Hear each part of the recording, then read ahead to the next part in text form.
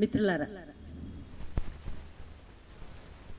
ఈరోజు మనమంతా కార్మిక సంఘంగా కార్మికులుగా ఒక ఆందోళనకరమైన పరిస్థితుల్లో ఉన్నాం.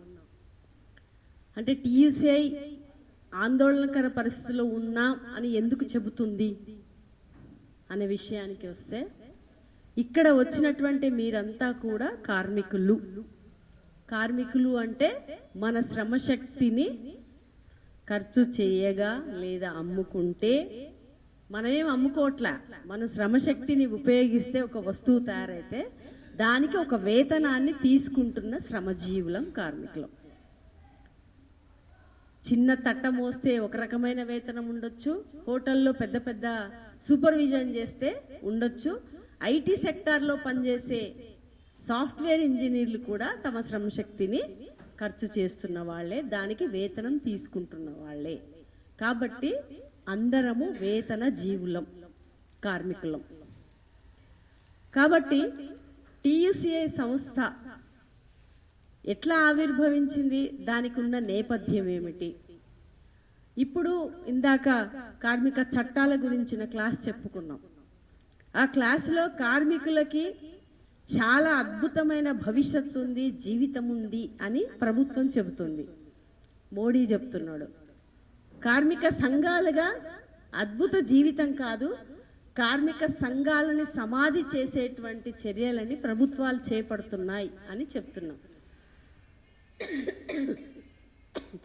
ఇలా చెప్పడానికి ఉన్న ఉద్దేశం ఏమిటి? కార్మిక సంఘాలు కాబట్టి కార్మికుల తరఫున ఆలోచిస్తాయి, యజమానులు కాబట్టి ప్రభుత్వాలు యజమానులను సపోర్ట్ చేస్తున్నాయి, కాబట్టి ప్రభుత్వాలు కూడా ప్రజల గురించి ఆలోచిస్తాయి అని మోడీ చెప్పదలుచుకున్నాడు. దీంట్లో నిజం ఎంత, వాస్తవం ఎంత, అబద్ధాలు ఎన్ని? ఈ ప్రక్రియతో మనం విషయాలను చూడకపోతే, ఈ రకమైనటువంటి దానితో మనం చూడకపోతే మనకు అన్నీ మంచిగానే కనబడతాయి. ఇప్పుడు మనం రోడ్డు మీద వెళ్తున్నప్పుడు అక్కడ తళతళ మెరుస్తున్నట్టు కనబడుతుంటది, అవునా? ఒక దూరం నుంచి చూస్తే అక్కడ చాలా మెరుపు కనబడుతుంది, అక్కడ ఏదో మెరుపు ఉంది అని అనుకుంటాం. తీరా అక్కడికి వెళ్తే రోడ్డే ఉంటుంది, ఏమి ఉండదు. అంటే ఎందుకు? ఈరోజు మోడీ లేబర్ కోడ్స్ని ఆ రకంగా అద్భుతమైన ప్రక్రియగా చూపిస్తున్న పరిస్థితి ఉంది. అందులో అద్భుతం కంటే కార్మిక సంఘాలే లేకుండా చేసే ఒక ప్రక్రియ మోడీ ప్రభుత్వం. మనం పదే పదే కార్పొరేట్ కంపెనీల ప్రయోజనాల కోసం చేస్తుంది అని చెప్తున్నాం. ఇప్పుడు మనం కూలంకషంగా కార్మిక చట్టాలు పాతవేమున్నాయి, లేబర్ కోడ్స్ ఏం చెప్తున్నాయి, ఆ కోడ్స్లో మన ప్రయోజనం ఏముంది, యాజమాన్య ప్రయోజనం ఏముంది అని స్పష్టంగా చూస్తే మనకు కనబడ్డదంతా యాజమాన్య ప్రయోజనాలకు సంబంధించినవే కనబడ్డాయి. కార్మిక సంఘం లేకుండా చేయడం అంటే అది యజమాని ప్రయోజనమే. కార్మిక సంఘం ఉంటే ఏమవుతుంది? ఖచ్చితంగా నిక్కచ్చిగా ఏమి అనుసరించాలి యజమాని, ఏమి మనం అడగాలి, యజమాని అనుసరించకపోతే ఏ చట్ట పరిధిలో నుంచి అతన్ని మనం లాగాలి అని మనం చూడగలుగుతాం, మాట్లాడగలుగుతాం. కాబట్టి ఆ ప్రశ్నకి అవకాశం లేనటువంటి ఒక పరిస్థితిని మోడీ ప్రభుత్వం ఇప్పుడు మన ముందుకు తీసుకొచ్చింది. సంఘం ఏర్పరచుకునే విషయం కానీ, చట్టాలు ఉన్న వాటిని వినియోగించుకోవడానికి కార్మిక శాఖనే ఒక పనికిరాని విషయంగా, లేదా మనకు వాళ్ళకు అనుసంధానం చేసే, ఇప్పుడు పొలిటీషియన్స్ మన చుట్టూ గల్లీ లీడర్స్ ఉంటారు కదా, అట్లా లేబర్ శాఖని మార్చినటువంటి ఒక పరిస్థితిని కూడా మనం చూడగలుగుతున్నాం. కాబట్టి ఇది భారతదేశంలో ఉండేటువంటి మొత్తం కార్మిక వర్గానికి ఒక పెద్ద దాడిని ప్రభుత్వం పూనుకుంది అనే విషయాన్ని చెప్పగలుగుతాం. ఈ క్రమంలో టీయూసీఐ ఇప్పుడు మీరున్నారు, ఉదాహరణకి కాంట్రాక్ట్ వర్కర్స్ ఉన్నారు, తాజ్ డెక్కన్ హోటల్ వాళ్ళు ఉన్నారు, తాజ్ బంజారా హోటల్. మీరు యూనియన్ ఏర్పరచుకోవడానికి మీకున్న లక్ష్యం ఏమిటి? అంటే మీ ఉన్న చోట మీ పని పరిస్థితులు బాగుండాలని, నిమ్స్ హాస్పిటల్ వాళ్ళైనా మీరున్న చోట మీ పని పరిస్థితులు బాగుండాలని, ఆ పని పరిస్థితుల్లో మీకు రావాల్సిన చట్టబద్ధ హక్కులు కల్పించబడాలి అనే ఒక లక్ష్యం కోసం మీరు సంఘాన్ని పెట్టుకున్నారు. ఆటో కార్మికులు కూడా ఈ దేశంలో మనం బతుకుదెరువు బతుకంటే మన స్వంత శక్తితో నడపగలిగే యంత్రం మన చేతుల్లో ఉన్న ఆ సొంత శక్తితో నడపడానికి ప్రభుత్వ విధానాలు ఆటంకంగా మారుతున్నాయి. ప్రభుత్వం ఈరోజు స్విగ్గీ, జొమాటో లేదా ఊబర్, ఓలా లాంటివి తీసుకొచ్చాక కార్మికులు రోజువారీ నిత్యం స్వతంత్ర జీవితం బతకాలనుకునే కార్మికుడికి ఉపాధి లేని ఒక దుర్భర పరిస్థితి ఏర్పడ్డ నేపథ్యంలో తమ హక్కుల రక్షణకై ఆటో సంఘం కూడా ఏర్పరచుకున్నారు.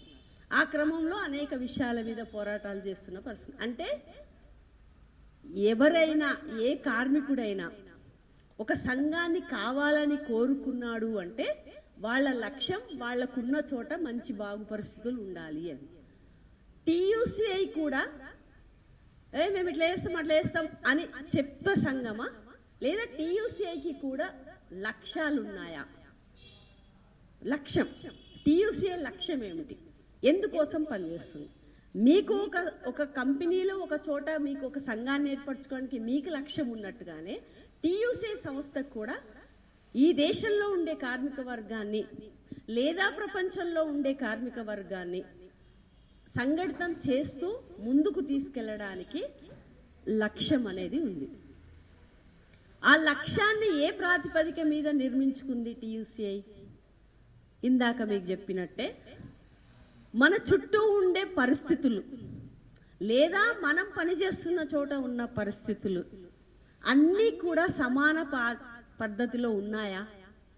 మన చుట్టూ ఉండే పరిస్థితుల్లో కార్మికులే ఉన్నా, తమ శ్రమశక్తితో అమ్ముకొని బతుకుతున్న వాళ్ళే ఉన్నా, ఆ బతుకుతున్న వాళ్ళల్లో కూడా తీవ్రమైన అసమానతలు అన్నీ ఉన్నాయి. ఈ అసమానతలు పోవాలంటే ఏం చెయ్యాలి అంటే పోరాటం చేయాలంటాం. అసమానతలకి కారణం ఏమిటి? ఈ అసమానతలకి ఈ వ్యవస్థలో పనిచేస్తున్న వాడికి తగిన ప్రతిఫలం లేదు. పని చెయ్యని వాడికి ఈ ప్రతిఫలం లేని కార్మిక వర్గం నుంచే, శ్రమజీవుల నుంచే యజమానికి గుట్టల రెట్టలు పెరుగుతున్నాయి అని చెప్తున్నాం. అంటే ఈ వ్యవస్థని మనం నిర్వచించేస్తున్నాం. ఏమని నిర్వచిస్తున్నాం? తీవ్రమైన ఆర్థిక అసమానతలతో, సాంస్కృతిక అసమానతలతో ఉన్న వ్యవస్థగా నిర్ధారించాం. అసమానతలు ఉన్నప్పుడు, అసమానతలు ఎందుకు వచ్చాయి అని అనుకున్నప్పుడు ఈ వ్యవస్థ దోపిడీ స్వభావాన్ని కలిగి ఉంది అని మనం చెప్తున్నాం. దోపిడీ ఎట్లా కనబడుతుంది, ఏ రకంగా తెలుసుకుంటున్నాం అంటే దానికి ఒక సిద్ధాంతం ఉంది, పెట్టుబడి అనే సిద్ధాంతం ఉంది. ఇది ఒకటి వేరు. కానీ ప్రాథమికంగా కార్మిక వర్గము కార్మిక సంఘంగా ఏర్పడడానికి తమ శ్రమశక్తి వేరే వాడికి గుట్టలను పెంచుతుంది అని అనుకుంటున్నప్పుడు దానికి ఆ గుట్ట పెరగడానికి కారణాలు ఏంటి అని పరిశీలించాల్సిన కర్తవ్యం మన పైన ఉంది. ఒక చిన్న ఉదాహరణ ఇద్దాం. అనిల్ అంబానీ, ఆదానీల గురించి పదే పదే వింటూ ఉంటాం మనం. వాళ్ళ యొక్క సంపద లేదా కరోనా టైంలో మీకు ఇంతకుముందు కూడా చెప్పుంటాం, బట్ ఒక చిన్నదే. ఫార్మా కంపెనీలు, హెట్రో డ్రగ్స్ కానీ, అరబిందో ఫార్మా కానీ, శాంత బయోటెక్ వాళ్ళు కానీ, ఇట్లా మొత్తం ఫార్మా కంపెనీలన్నీ కూడా ఈ కాలంలో, ఏ కాలంలో, ఈ కరోనా పీరియడ్లోనే, ఒక 2 ఏళ్ల కాలంలోనే వాళ్ళు అంతకుముందు ఈ పరిశ్రమలు, ఈ దేశంలో ఉన్న ఫార్మా కంపెనీల యజమానుల పరిశ్రమల స్థానం ఎక్కడుండే అంటే కరోనాకి ముందు వాళ్ళు ఎక్కడో 50-70 స్థానాల్లో ఉండే. కరోనా టైం తర్వాత వాళ్ళు ఎప్పుడు ప్రకటిస్తారు, కార్పొరేట్ కంపెనీలు వాళ్ళ లాభాలు ఎంత, 3 నెలలు ఎంత వచ్చింది, 2 నెలలు ఎంత వచ్చింది అని ప్రకటిస్తారు. ఆ ప్రకటించిన దాంట్లో మొత్తం ప్రపంచంలో ఉన్న ఫార్మా కంపెనీలలో 10వ స్థానం లోపే హెట్రో డ్రగ్స్, శాంత బయోటెక్, బిఈ కంపెనీ ఇవన్నీ కూడా వచ్చి చేరాయి. అదే టైంలో కార్మికుడికి ఏమైంది? జీతాలు మీకు చెల్లించలేని స్థితి ఉంది కాబట్టి జీతాల్లో 15% కోతం పెడతా అన్నారు. అన్నదా? ఎలా సాధ్యమైంది? మన జీతంలో కోతంట, వాడికేమో సంపద పెరిగి వాడు ఆ స్థానంలో ప్రపంచంలోనే 10 లోపల స్థానాలు సంపాదించుకున్న స్థితి ఏమిటి? ఇది మనం గమనించాల్సిన విషయం. కాబట్టి భారతదేశాన్ని కానీ ప్రపంచాన్ని కానీ శాసిస్తున్నవి, ఏలుతున్నవి ఏమిటి అనే విషయాలకు వస్తే, పెట్టుబడి ఏదైతే ఉందో ఆ పెట్టుబడి ఈరోజు ప్రపంచాన్ని శాసిస్తూ ఉంది. ఆ వ్యవస్థ, దానికి అధిపతులుగా ఉన్నటువంటి వ్యవస్థకు అధిపతులుగా, అధినాయకులుగా ఉన్నవాళ్ళు ఈ వ్యవస్థని శాసిస్తున్నారు. ఇది బేసిక్గా మనం గుర్తుంచుకోవాల్సింది. అయితే కొన్ని ప్రభుత్వాలు మంచివి, కొన్ని యాజమాన్యాలు మంచివి. మనం వాళ్ళ మీద శక్తియుక్తులు లేకుండా పోరాటం చేయాల్సిన అవసరం లేదు. పోరాడకుండానే మన గురించి చాలా బాగా ఆలోచించి మనకు చేస్తున్నాయి అని కార్మిక వర్గం, కార్మికులు అనుకుంటే అది పొరపాటే అనే విషయాన్ని మీకు చెప్పదలుచుకున్నాను. ఇది రెండో అంశం. అంటే వ్యవస్థ స్వభావాన్ని భారతదేశ అట్లని శత్రుపూరిత వైఖరితో ఎప్పుడూ ఉంటామా? కాదు. దానికి తర్వాత చెప్పండి. మనము వ్యవస్థ స్వభావంలో మనం ఎవరి ప్రతినిధులుగా ఉన్నాము, ప్రభుత్వాలు ఎవరి ప్రతినిధులుగా ఉన్నాయి. అట్లానే కార్మిక సంఘాలలో కూడా యజమానుల ప్రాతినిధ్య సంఘాలు ఉన్నాయి. యజమానుల దోపిడీని తగ్గించి పోరాటం చేసే కార్మిక సంఘాలు కూడా ఉన్నాయి. అందుకని ఇది కూడా మనం రెండో సూత్రంగా మన బుర్రలలో మనం పెట్టుకోవాల్సి ఉంటుంది. చూడ్డానికి అన్ని కార్మిక సంఘాలుగానే కనబడతాయి, కానీ ఆ కార్మిక సంఘాలలో ఉన్న వైరుధ్యం ఏమిటి అనేది మనం తెలుసుకోవాల్సి ఉంటుంది అనే విషయాన్ని. కానీ చెప్పేటప్పుడు దోపిడీ దోపిడీ అన్ని మాట్లాడుతుంటే ఇవి కూడా అట్లానే అని అనుకుంటాం, కానీ కాదు. ఆ విషయాన్ని మీరు దృష్టిలో పెట్టుకోవాలి. ఇకపోతే భారతదేశంలో కార్మిక వర్గం అనేది ఎప్పుడు బయటకు వచ్చింది? కార్మిక వర్గం అనేది భారతదేశంలో స్వాతంత్ర పోరాట కాలం, అంటే బ్రిటిష్ పాలకులు మన భారతదేశాన్ని పాలిస్తున్న సందర్భంలోనే, బ్రిటిష్ అనేది మన ఇండియా వాడు కాదు, అది ఇంకొక దేశం. ఆ ఇంకొక దేశము తన సరుకులని అమ్ముకోవడం ద్వారా లేదా తన సరుకులకు లాభాలు గడించడం ద్వారా ఈ భారతదేశంలోకి అన్నిటినీ తీసుకువచ్చి మన కార్మికులతోటే పని చేపిస్తూ తక్కువ చేపిస్తున్న సందర్భంలో భారతదేశంలో 19వ శతాబ్దంలో కార్మిక వర్గం అనేది ఆవిర్భవించింది. అంటే ఫ్యాక్టరీలు అయితేనేమి, సేవలు వాళ్ళు చేసే వాటిలోనైతేనేమి, ఇంకా ఏవైతేనే అట్లా కార్మిక వర్గం అనేది భారతదేశంలో యంత్రాల ఆవిష్కరణ, యంత్రాలు రాకముందు కూడా అడవుల్లో ఉన్న దాన్ని ముడి సరుకును తీసుకొచ్చి వాడికి ఇచ్చే దాంట్లో కూడా పత్తిని ఏరే వాళ్ళు కూడా, పత్తి పండించడం ఒకటి, పత్తి ఏరడం కూడా ఒకటి, అట్లా దాన్ని అందించేటువంటి వాళ్ళుగా కార్మిక వర్గం అనేది భారతదేశంలో ఆవిర్భవించింది. అయితే ఆవిర్భవించిన కార్మిక వర్గం ముందే సంఘాలు ఏర్పరచుకొని ఉందా అంటే లేదు. సంఘమే లేని దశలో మెల్లమెల్లగా సంఘాలను ఏర్పరచుకొని సంఘం ద్వారా హక్కుల కోసం అరగడం అనేది ప్రారంభించారు. ఎందుకు అలా సాధ్యమైంది అనే చరిత్ర డీప్లోకి మనం పోము. కాకపోతే భారతదేశంలో బ్రిటిష్ సామ్రాజ్యవాదులు ఈ దేశం మీద పాలనలోకి కూడా వెళ్ళి ఒకటి ఆర్థిక సంపదని వాళ్ళ చేతుల్లో పెట్టుకొని మన దేశంలో చట్టాలను కూడా రూపొందించి మన దేశం మీద అధికారాన్ని కూడా చలాయిస్తున్న దశలో ఈ భారతదేశ ప్రజానీకము స్వాతంత్ర కాంక్ష కోసం స్వాతంత్ర పోరాటము నిర్మించి పనిచేశారు. ఆ స్వాతంత్ర పోరాటంలో బ్రిటిష్ వాడు ఈ దేశం నుంచి వెళ్ళిపోవాలి అని కొట్లాడుతూనే మాకు 8 గంటల పని దినం కావాలి, మాకు పనికి తగిన వేతనం కావాలి, మాకు కార్మిక సంఘం కావాలి, ఈ దేశంలో ఈ దేశ రాజకీయ నాయకులు కూడా, ఈ దేశ పెట్టుబడిదారులు కూడా మా మీద దోపిడీ చేస్తే మేము వాటిని భరించము, వాటిని మేము వెళ్ళగొడతాము అని చైతన్యవంతమైన పాత్రతో అనేక పోరాటాలని భారత కార్మిక వర్గం నిర్మించింది. బొంబాయి పరిశ్రమల బట్టల మిల్లుల కార్మికులైతేనేమి, రైల్వే కార్మికులైతేనేమి, తపాలా కార్మికులైతేనేమి, ఈవెన్ టీ తోటలు అంటే ఎక్కడుంటాయి? అస్సాంలో. అంటే ఎక్కడైతే హిల్ స్టేషన్స్ ఉంటాయో ఆ హిల్లీ ఏరియాస్లో అన్ని చోట్ల కూడా ఉంటాయి. ఆ హిల్లీ ఏరియాస్లో పని చేయడానికి ఎవడు పోడు, కానీ అక్కడ బ్రిటిష్ వాడు వెళ్ళి మాత్రము వాడికి సైట్ సీయింగ్ అనిపించి గొప్పగా అనిపించి వాడు అక్కడ ఇళ్ళని నిర్మించుకొని ఆ తోటలో ఈ ఆకును ఉపయోగించవచ్చు, టీ చేసుకోవచ్చు. ఆ చలి ప్రాంతం కాబట్టి అనివార్యంగా భౌతిక పరిస్థితి ఏదో వేడి తాగాలి. ఆ వేడి చప్ప తాగే బదులు ఒక ఆకునేసి ఆ ఆకు మీద కూడా ఆధిపత్యాన్ని వహించి దాంట్లో పని చేయాలంటే బ్రిటిష్ వాడు వచ్చి పని చేయలేడు. ఎవడు పని చేయాలి? ఈ దేశంలో ఉండేటువంటి కింద దిగువ భాగాన ఉన్నటువంటి ఆదివాసీ గిరిజనులే పనిచేయాలి. ఆ నికృష్ట కనిష్ట పరిస్థితుల్లో ఆ పరిస్థితుల మీద పని చేయాల్సింది వాళ్ళే అవుతారు. అందుకనే వాళ్ళని కూడా బలవంతంగా పనిలో దింపి చాలా దుర్మార్గమైన పరిస్థితిని కల్పించిన దశ ఈ భారతదేశ కార్మిక వర్గం మీద ఉంది. అయితే వేటికి సన్నగిల్లో భయపడో ఏదో జరిగే కార్మికులు చేయాల పెద్ద ఎత్తున పోరాటాలు నిర్మించిండ్రు. ఆ పోరాటాలలో అనేక మంది త్యాగాలు కూడా అయ్యిండ్రు. ఆ క్రమంలోనే మొట్టమొదటి సంఘం ఈ భారతదేశంలో ఏర్పడింది ఏఐటియుసి, ఫస్ట్ కార్మిక సంఘం. అందరికీ ఉమ్మడిగానే, అప్పుడేమి ఇన్ని సంఘాలు లేవు.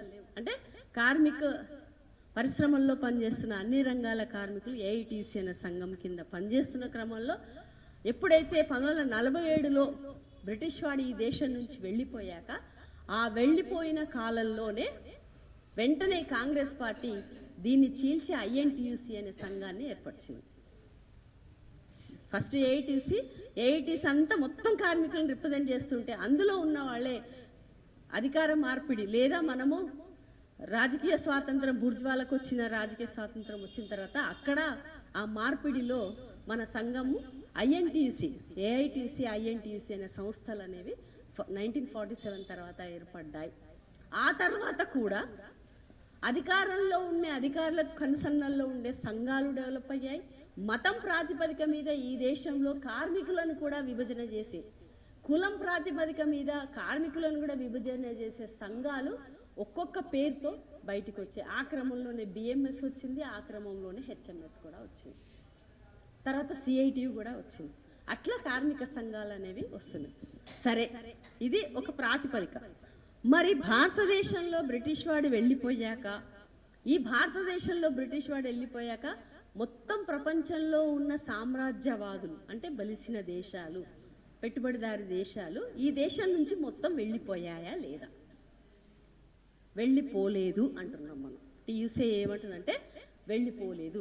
ఈ దేశంలో వాళ్ళు ఇంకొక రూపంలో తమ దోపిడీని కొనసాగిస్తున్నారు. వాటిని ఏమంటామంటే బ్రిటిష్ సామ్రాజ్యవాదం అన్నట్టుగానే సామ్రాజ్యవాద దేశాలు ఈ దేశంలో దోపిడీ చేస్తున్నాయి అని చెప్తాం. ఇది ఇంకొక అంశం.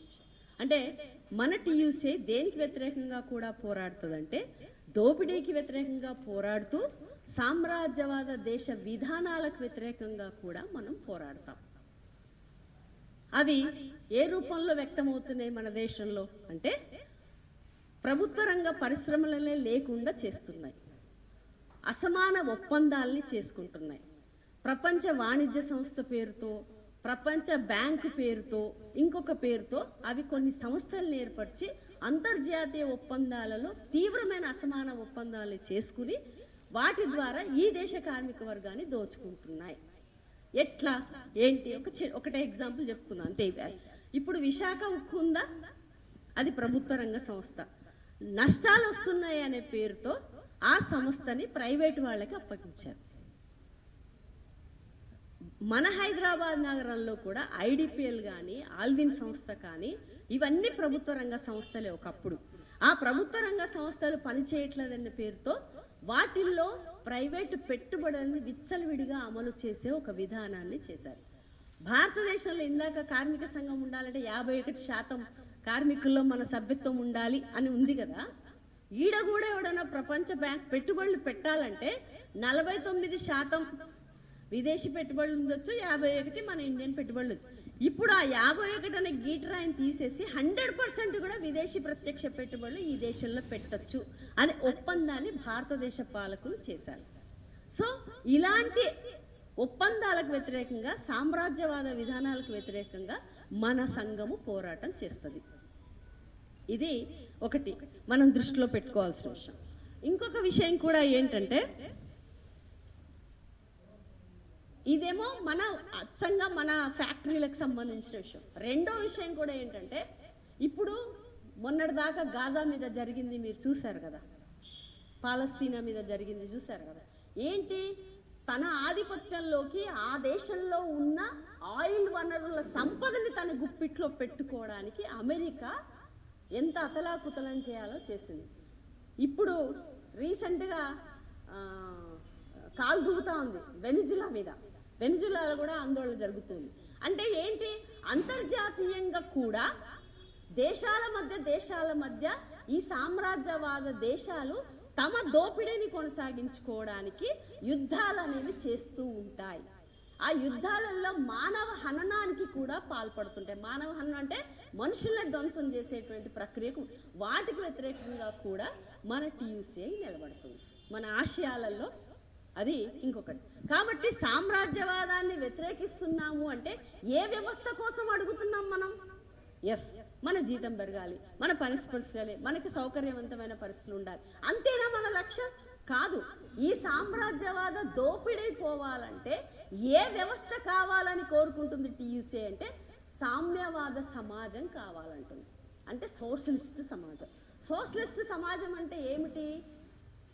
అందరము పని చేసుకుంటాం, అందరికీ కావాల్సినవి అందరము సమానంగా తినాలి, అందరికీ అందరికీ అవసరమైనటువంటి అందరికీ తీర్చగలిగే పరిస్థితులు ఉండాలి. ఇది సోషలిస్ట్. సో సామ్రాజ్యవాదానికి, ప్రపంచీకరణకు వ్యతిరేకంగా పోరాటంలో మనం ఏ లక్ష్యం మీద పనిచేయబోతున్నామంటే సోషలిస్ట్ సమాజాన్ని నిర్మించాలి. ఎవరి ద్వారా నిర్మించాలి సమాజాన్ని అంటే కార్మిక వర్గం ద్వారా మాత్రమే అది సాధ్యమవుతుంది అని మన టీయూసీ చెప్తుంది. ఇది ఇంకొక అంశం. ఇకపోతే వీటితో పాటు ఇదేమో అంతర్జాతీయంగా దోపిడీ. వీటి ఇంకొకటి కూడా ఏంటంటే పని స్థలాల్లో మనం పని చేస్తున్న చోట కనీస వేతనాల కోసం, జీవన ప్రమాణాల పెరుగుదల కోసం, సౌకర్యవంతంగా హక్కుల కోసం, వీటి కోసం కూడా మంచి వేతనం కావాలని కూడా మన సంస్థ టీయూసీ తన లక్ష్యాలలో దీనికోసం కూడా మన సంఘం పోరాడుతుంది. కాబట్టి అందరికీ సమాన పరిస్థితులు ఉండాలని అక్కడ పోరాడుతున్నప్పుడు ఇక్కడ కూడా సమానమైన జీవనంలో కార్మిక వర్గం అంతా కూడా ఒకటే అనే ఐక్యతా భావం అనేది చాలా ముఖ్యమైన అంశంగా కూడా ఇక్కడ ఉంటుంది అనే విషయాన్ని మీరు పరిగణలోకి తీసుకోవాలి. ఇకపోతే ఇందాక చెప్పాను, ప్రపంచ బ్యాంకు, IMF ఈ విధానాలు ఏవైతే ఉన్నాయో, ప్రపంచ బ్యాంకు, IMF విధానాలు ఇందాక చెప్పిన లోన్ ఇస్తుంది కదా, మీకు కూడా లోన్ ఇస్తున్నారు, మీటింగ్లో లోన్ ఇస్తుంది కదా. లోన్ ఎందుకు ఇస్తున్నాడు? ఇప్పుడు భారతదేశంలో హైదరాబాద్ నగరాన్ని తెలంగాణ రైజింగ్ అని వచ్చింది. వాడు పెట్టుబడులు పెడుతున్నాను, 5,600 కోట్ల పెట్టుబడులు ఈ దేశంలోకి వస్తున్నాయి అని. అప్పుడు మన కార్మిక వర్గం ఏం ఆలోచించాలి? పెట్టుబడులు వస్తాయి, మన కార్మికులకి మన పిల్లలకి ఉద్యోగాలు వస్తున్నాయి అని సంతోషించాలి. కానీ అదే సమయంలో ఆ రైజింగ్లో కార్మికుల జీవన ప్రమాణాలు ఎలా ఉండాలి అనేది ప్రభుత్వం ఒప్పందం చేసుకుందా లేదా? ఇది ముఖ్యమైనది. మన కార్మిక సంఘం రైజింగ్ అంటే అబ్బా మనకు వచ్చేసింది, బంగారు బిళ్ళ చేతిలోకి వచ్చింది అని అనుకుంటాం. కానీ అందులో కార్మిక హక్కులకు సంబంధించింది ఏమి నిర్ణయించిండ్రు అనేది మన ప్రశ్న మనం వేయాల్సింది. అందుకని పెట్టుబడుల రైజింగా, అది కార్మికుల జీవన ప్రమాణాల రైజింగా అనేది కూడా ఒక ముఖ్యమైన అంశము అనేది మీరు దృష్టిలో పెట్టి, అందుకని పెట్టుబడులు ఈ దేశంలోకి పెట్టుకుంటూ వచ్చేటప్పుడు చేసుకునే ఒప్పందాలలో కూడా ఇవి ఉండవు. వాడు ఏం చెప్తాడంటే పెట్టుబడులకి మీకు రక్షణ ఉంటుంది, మీకు భూమి ఇస్తా, ప్రభుత్వం నుంచి మీకు ఎన్ని సబ్సిడీలు కావాలో అవి ఇస్తా అని మాత్రమే చెబుతాడు. అందులో పనిచేసే శ్రామికుల గురించి, కార్మికుల గురించి ప్రస్తావన ఉండదు. కాబట్టి మనం కార్మికుల ప్రస్తావనని ముందుకు తీసుకురావాలంటే కార్మిక సంఘంగా మనం పోరాడాల్సి ఉంటుంది. అందుకని ప్రపంచ బ్యాంకు విధానాలకు వ్యతిరేకంగా, ప్రపంచ వాణిజ్య సంస్థ విధానాలకు వ్యతిరేకంగా కూడా టీయూసీఐ అనేది పోరాడుతుంది. ఓకే, ఇంకొకటి మనం సరే ఇవి చాలా అమల్లోకి వచ్చాయి. నూతన ఆర్థిక విధానాలు అని పదే పదే మనం చెప్పుకుంటాం. ఆ నూతన ఆర్థిక విధానాలు కూడా ఆ ప్రభావమే ఈరోజు ప్రైవేటీకరణ అనేది భారతదేశంలో పెరిగింది. ప్రభుత్వ రంగ సంస్థలన్నింటినీ ప్రైవేట్ పరం చెయ్యడం అనేది ప్రభుత్వాల లక్ష్యంగా ఉంటుంది. కానీ ఆ లక్ష్యానికి వ్యతిరేకంగా మనం పోరాడాల్సి ఉంటుంది. అందుకని మన నినాదంలో ప్రభుత్వ రంగ ప్రైవేటు సంస్థలనే నెలకొల్పడం ఒక విధానం అయితే, ప్రభుత్వ రంగ సంస్థల్ని ప్రైవేట్ పరం చేసేదానికి వ్యతిరేకంగా అది రెండో లక్ష్యం అయితే, మూడో లక్ష్యం ఏంటంటే మొత్తం ప్రైవేట్ సంస్థలనే ఎంకరేజ్ చేసే విధానం. 3 విషయాలు. 1 ప్రైవేట్ పరిశ్రమలను నెలకొల్పడం, 2 ప్రభుత్వ పరిశ్రమలని ప్రైవేట్ వాళ్ళకు అప్పగించడం, 3 ప్రభుత్వ రంగ పరిశ్రమలే సంస్థలే లేకుండా చేయడం. ఈ 3 లక్ష్యాలతోటి అవి నూతన ఆర్థిక విధానాల రూపంలో మన దగ్గరకు వస్తున్నాయి. కాబట్టి మన టీయూసీ వాటికి వ్యతిరేకంగా కూడా పోరాటం చేస్తుంది. వాటిని కూడా మనం పోరాటం వైపు తీసుకెళ్లాల్సి ఉంటుంది. ఇకపోతే నూతన ఆర్థిక విధానాలది తర్వాత కార్మికులకు ప్రజాస్వామిక హక్కులని గుర్తించాలి ప్రభుత్వాలు. ఇందాక ఆల్రెడీ సూర్యం గారు చెప్పేటప్పుడు చెప్పాడు, కార్మిక సంఘాలనే గుర్తించని యాజమాన్యాలు చాలా ఉన్నాయి. కార్మిక సంఘం ఏర్పరచుకునే హక్కునే వ్యతిరేకించే సంఘాలు ఉన్నాయి. ఉదాహరణకి షాహీ ఎక్స్పోర్ట్స్. మొన్న 800 మంది మహిళలు పెద్ద ఎత్తున పోరాటంలోకి వచ్చారు. ఏంటి అక్కడ? ఆ సంస్థ ఏర్పడి 15 సంవత్సరాలైంది. వాడు చేస్తున్న బిజినెస్ ఎక్స్పోర్ట్ బిజినెస్, అంటే విదేశాలకి వాడు గార్మెంట్ ఇండస్ట్రీతో చేసేటువంటి, ఆ గార్మెంట్ ఇండస్ట్రీతో వేరే దేశాలకు పంపే ప్రోడక్ట్ని ఒప్పందం ఎట్లుంటుంది? రూపాయల్లో ఉండదు, డాలర్తో ఉంటుంది. కానీ మన కార్మికుడికి చెల్లించేది ఎట్లుంటుంది? రూపాయల రూపంలో చేస్తాడు. వాడు ఎన్నో డాలర్స్తో ఒప్పందం చేసుకుంటాడు, కార్మికుడికి మాత్రం రూపాయలతో మాత్రమే జీతం చెల్లిస్తాడు. కాబట్టి ఆ అంశం మీద కూడా 15 సంవత్సరాల నుంచి వాళ్ళు పనిచేస్తున్నా, మహిళా కార్మికులు పనిచేస్తున్నా వాళ్లకు సంఘాన్ని ఏర్పరచుకోకుండా చేసిన దౌష్టికానికి ప్రభుత్వం అక్కడున్న యాజమాన్యం పాల్పడింది. కాబట్టి మనం కార్మికుల్లో కార్మిక సంఘాన్ని ఏర్పరచుకునే చైతన్యాన్ని కూడా మనం కలిగించాల్సి ఉంటుంది. కార్మిక సంఘం వల్ల ఉండే ప్రయోజనాల్ని కూడా చెప్పాల్సి ఉంటుంది. అదే సమయంలో వాళ్ళ పని పరిస్థితులకు హక్కుల కోసం కూడా పోరాడేటువంటి లక్ష్యము మనకి దాగి ఉంటుంది. అదే కాకుండా ఇంకొక విచిత్రమైన ఇంకొక పరిణామం జరుగుతుంది. ఏంటంటే సంఘాలు లేకపోవడం ఒక భాగం అయితే, సంఘాలు ఉన్న చోట కూడా వాటిని గుర్తించకపోవడం ఒక భాగం అయితే, గుర్తించి కూడా సంఘాలని లోబర్చుకునే భాగం కూడా ఒకటి ఉంది. యాజమాన్యాలు లోబర్చుకునేది. వాటి మీద కూడా టీయూసీ చాలా అప్రమత్తంగా ఉండి కార్మిక హక్కుల రక్షణ కోసం మనం నిలబడాల్సి ఉంటుంది, పోరాడాల్సి ఉంటుంది. ఆ భద్రతమైన జీవితం కోసం, కార్మికుల హక్కుల కోసం మనం పోరాడాల్సి ఉంటుంది. అదే సమయంలో ఇంకొక పరిణామంకి వ్యతిరేకంగా కూడా మనం పోరాటం చేయాలి. ఏంటది అంటే, ఫ్లెక్సిబిలిటీ అనేది ఒక సిద్ధాంతం వచ్చింది, కొత్త సిద్ధాంతం ప్రపంచీకరణ తర్వాత. ఫ్లెక్సిబిలిటీ అంటే ఎవరికి ఫ్లెక్సిబిలిటీ? కార్మికుడికా, యజమానిక? కార్మికుడికి ఫ్లెక్సిబిలిటీ అంటే మాకు 6 గంటల పని ఇవ్వు, మొత్తం 26 రోజుల జీతం ఇవ్వు అనేది ఫ్లెక్సిబిలిటీ మనం కూడా. కానీ యజమాని ఫ్లెక్సిబిలిటీని ఈరోజు ప్రభుత్వం చేసింది. ఏంటది? నువ్వు పర్మనెంట్ కార్మికులు పెట్టుకోవాల్సిన అవసరం లేదు.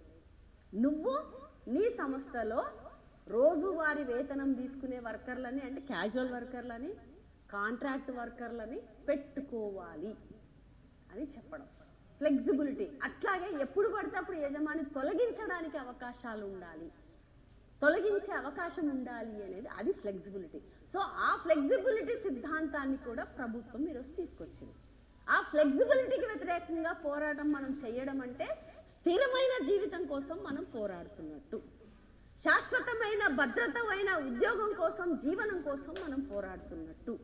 కాబట్టి మనము సంస్థలో పర్మనెంట్ ఉద్యోగులుగా ఉన్న వాళ్ళము ఏమి చెయ్యాలి అంటే, పర్మనెంట్ ఉద్యోగులుగా ఉన్న వాళ్ళము ఆ దీనమైన పరిస్థితుల పైన కూడా మన సంఘంగా మనం వాళ్ళకి చేయూతనిస్తూ వాళ్ళను కూడా ఉద్యమంలోకి, కార్మిక సంఘంలోకి తీసుకొచ్చే పాత్ర మనం పోషించాలి. మన ఐక్యతని మనం చాటుకోవాలి. ఇది కూడా ఒక ముఖ్యమైనటువంటి అంశం. కానీ ప్రాక్టికల్గా జరుగుతుంది అంటే, పర్మనెంట్ వాళ్ళకి వ్యతిరేకంగా కాంట్రాక్ట్ అవుట్సోర్సులు ఉంటారు. పర్మనెంట్ వాళ్ళు కాంట్రాక్ట్ అవుట్సోర్సులను వ్యతిరేకించే వాళ్ళుగా ఉన్న పరిస్థితి ఉంది.